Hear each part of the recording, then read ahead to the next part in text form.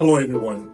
Today I want to talk about my own artistic and professional journey with YGP. International Master Teacher, Runqiao Du. The Outstanding Choreographer Award, Runqiao Du. Just like many of you, I started to bring students to YGP competition many years ago.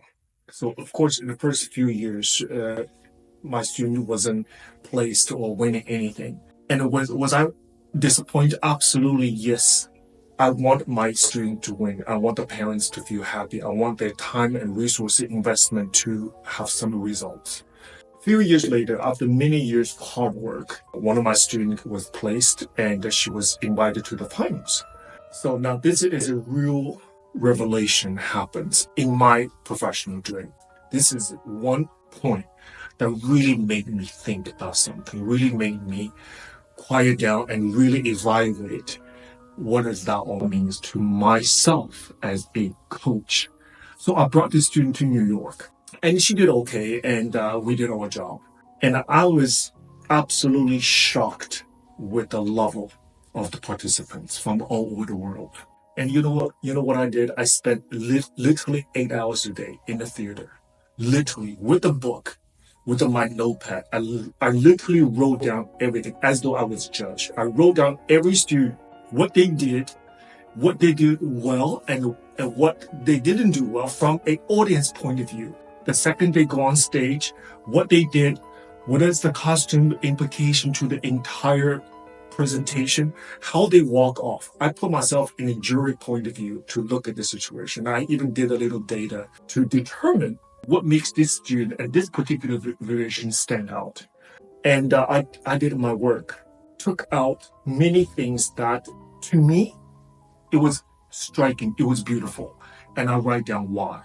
So I began to coach students from that particular point of view, not just sort of no point and no focus. I had a very clear focus of winning competition. Then around 2019, I became artistic director of Kirov Academy.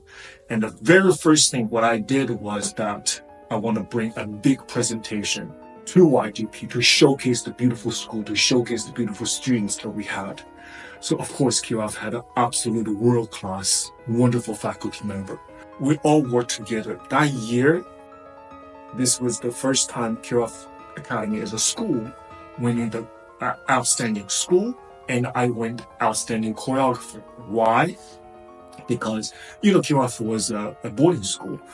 So there's no way we can send the students away from the school to get coached or to get, not coached, choreographed contemporary. And there's not really practical for the choreographer to come into our space because of boarding school. I ended up choreographed about 15 solos for all the students that didn't have a contemporary solo. I choreographed 15 solos and I choreographed 2 group pieces to enter. And that moment, I felt that every day I was on the verge of some kind of experience that I never had before, either physically, emotionally. I was literally all my body, my mind was on the work, was in the work. I was in the studio, make sure everybody's okay. So that year, we brought 35 students to YGP, and we actually rented a U-Haul truck to load all the costume to New York. It was an unbelievable amount of work, but just like I have always said, life in a way is fair. How much you put it in, and you get results. If we work hard and work smart. So anyway, I started the journey just like every one of you, and bring students to the competition, not winning anything.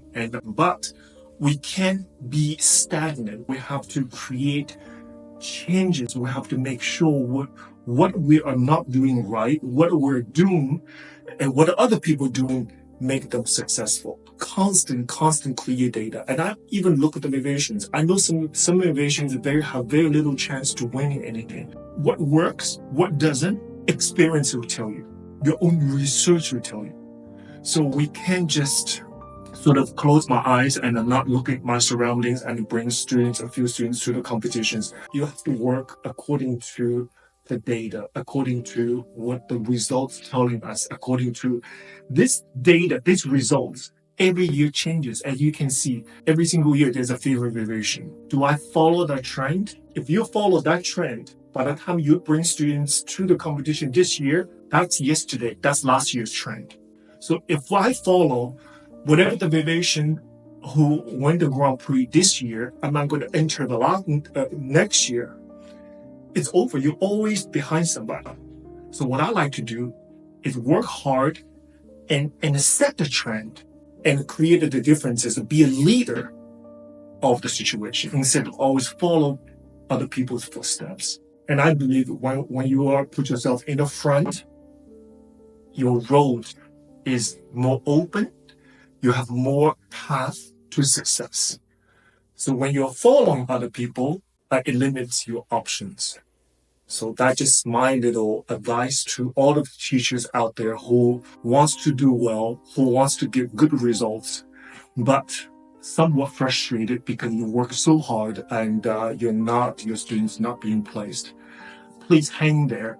And this is what competition is for, is create the opportunity for us to reflect on what we did and work on what you are not doing. So next year you'll do better and better. Please be patient and work hard. Always, always work hard and provide your students absolutely the best option. Create opportunity for them to reach, explore their potential. So that's really, truly your job. Thank you.